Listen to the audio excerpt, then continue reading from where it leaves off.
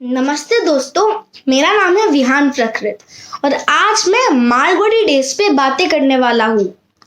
तो मालगुडी डेज एक बहुत अच्छी सी किताब है और इसके जो राइटर है वो है आर.के. नारायण और जो इलस्ट्रेटर है, जो चित्रकार थे उसी किताब के अंदर, वो थे आर.के. लक्ष्मण।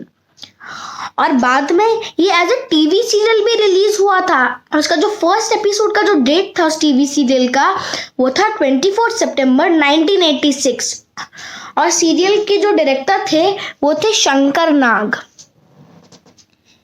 तो इसके बहुत सारे एपिसोड्स हैं और मैंने 10 एपिसोड्स देखे हैं और मुझे फर्स्ट एपिसोड सबसे ज़्यादा अच्छा लगा क्योंकि वो दोस्ती के ऊपर था, स्वामी और उसके दोस्त के ऊपर। तो मालगुडी एक गांव होता है और उसकी कहानी कुछ ऐसी शुरू होती है कि स्वामी एक लड़का होता है उस गांव में, स्वामी होता है उस लड़के का नाम। तो स्वामी अपने दोस्त सोमू, मनी और सैम्यूल के साथ ऐसी बातचीत करते करते स्कूल जा रहा होता है और जब वो लोग स्कूल पहुंचते हैं तो तभी उनको पता चलता है कि एक नया बच्चा है स्कूल में, नया एडमिशन करा एक नए बच्चे ने और उस नए बच्चे का नाम था राजम। तो राजम एक डीएसपी का बेटा था, तो सबको लगा कि वाह ये तो डीएसपी का बेटा है। और राजम बहुत ही बुद्धिमान था और वो पढ़ाई में भी बहुत अच्छा था, उसमें बहुत अलग अलग अच्छे अच्छे टैलेंट्स थे।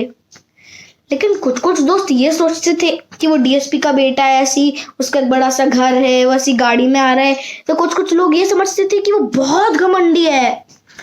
लेकिन असली में राजम ऐसा बिल्कुल नहीं था, वो बहुत अच्छा इंसान था।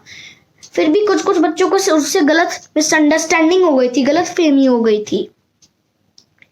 तो बाद में ऐसे ही स्वामी और राजम कहीं पर मिले, ऐसे ही स्वामी अपने गांव में चल रहा था, उसको राजम दिखाई पड़ता दरी कहीं, तो वो दोनों बात करने लगे ऐसे ही। तो वो लोग ऐसे हर रोज बात करते थे, खेलते थे, कूदते थे, बहुत मजे करते थे और वो एक दिन बहुत अच्छे दोस्त बन गए। और जब स्वामी अपने बाकी दोस्त, अपने जो पुराने दोस्तों के पास गया एक बार खेलने ऐसे ही, तो उसके पुराने दोस्त पता नहीं उससे इतना क्यों गुस्सा हो गए, उससे इतना नाराज होकर उसको भगाने लगे क्योंकि उसके पुराने दोस्तों को ऐसा लगा कि वो घमंडी राजम है, राजम घमंडी है, उसके साथ आजकल इतना बातें करता है, उससे खेलता है। तो उसके पुराने दोस्तों ने उसको उधर ही भगा दिया, उसके साथ खेला भी नहीं। फिर बाद में उसका पुराना दोस्त मनी भी आता है, तो मनी उसके साथ, स्वामी के साथ नदी के किनारे बातें कर रहा होता है और मनी फिर बोलता है गुस्से में कि क्यों वो इतना राजम के साथ आजकल खेलता है, घूमता रहता है, बातें करता है।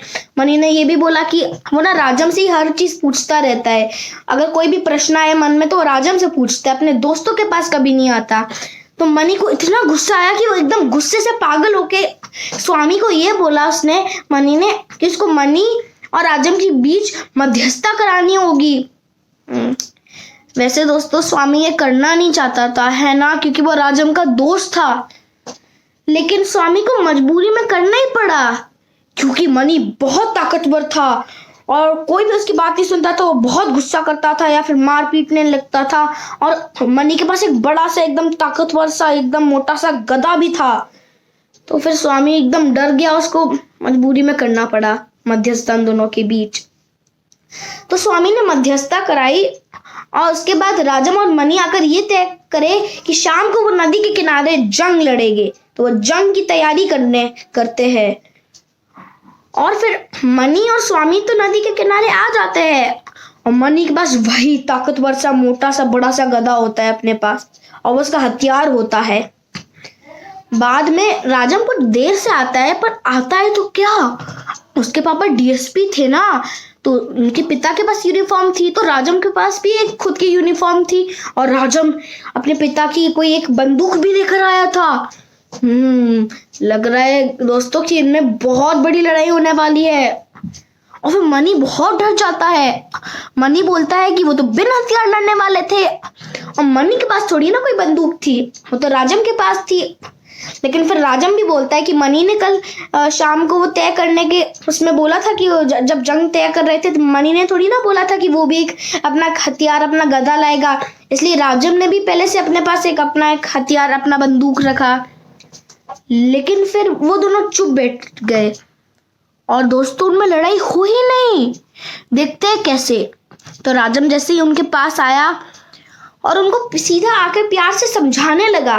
वो चाहता था कि लड़ाई हो ही नहीं, तो प्यार से उनको समझाया, उनसे बात करा, उनकी जो मिसअंडरस्टैंडिंग, उनकी गलत फहमी को दूर करने की कोशिश करा। तो वो लोग बातचीत करके, डिस्कस करके अच्छे से उन्होंने अपनी गलत फहमी को दूर करके वो लोग बहुत अच्छे दोस्त बन गए। और अभी वो इतने अच्छे दोस्त बन गए तो राजम के पास कुछ कुछ बिस्किट्स थे और स्वामी भी तो था उधर। तो स्वामी हमेशा नींबू का अचार लाता था, तो नींबू का अचार और राजम के पास वो क्रीम बिस्किट्स थे। तो वो लोग खाते पीते अपनी दोस्ती को अच्छे से मनाए थे। उन्होंने अच्छे से सेलिब्रेट करा था अपने फ्रेंडशिप को नदी के किनारे। तो दोस्तों अच्छी लगी ना आपको ये कहानी? मुझे पता है आप लोगों के साथ भी ऐसे कभी ना कभी तो छोटी मोटी लड़ाई अपने दोस्तों के साथ होते हो गया। मेरे साथ भी ऐसे अपने दोस्तों के साथ बहुत बार ऐसे लड़ाई छोटी मोटी हो जाती थी। आपके साथ भी होती होगी, है ना? तो लड़ाई तो सबके साथ ही होती है। और हमको इस कहानी से ये सीख मिलती है कि हमको जैसे हमारे चाहे पुराने दोस्त हो, नए दोस्त हो, इस कहानी में जैसे बताया कि पहले लड़ाई करने वाले थे, पर हमको ये सीख मिली राजम ने बात करके उसको सुलझा लिया।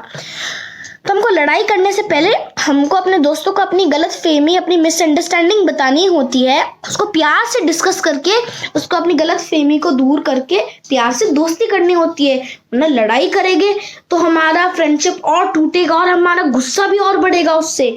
तो इससे अच्छा है कि प्यार से बात करो उनसे। धन्यवाद। मैं आशा करता हूँ आपको ये कहानी बहुत पसंद आई होगी।